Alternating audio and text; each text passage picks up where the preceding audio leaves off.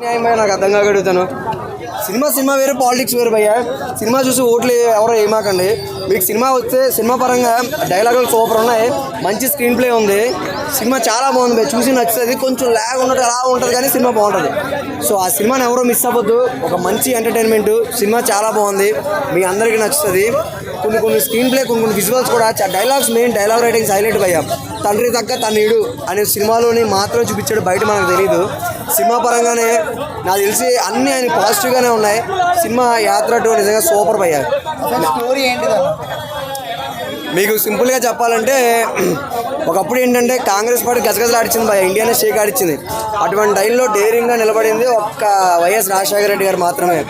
అటువంటి ఆయన సడన్గా మరణించడంతో మొత్తం చుట్టుపక్కల ఉన్న అపోజిషన్ పార్టీలకి కొంచెం కొమ్ములు లేస్తూ ఉంటాయి. అంటే కొమ్ములు లేవడం అంటే వాళ్ళు కన్ను పడుతూ ఉంటుంది సీఎం సీట్ కింద. సో అటువంటి టైంలో ఏం చేస్తాం, ఇంకా ఉన్నది ఒక కొడుకు నుంచే వెళ్ళాలన్నమాట, తండ్రికి తగ్గ తనయుడు. అటువంటి దాంట్లో వెళ్తే అది మన సోనియా గాంధీకి, కాంగ్రెస్ పార్టీకి నచ్చదు. సొంతంగా ఈయన ఒక పార్టీ పెట్టుకుంటారు, వైఎస్ఆర్ కాంగ్రెస్ పార్టీ. దాంట్లోంచి ముందుకు వస్తూ ఉంటాడు, వాళ్ళు ఆపుతూ ఉంటారు భయ్య. సినిమాలానే చూపించారు భయ్య.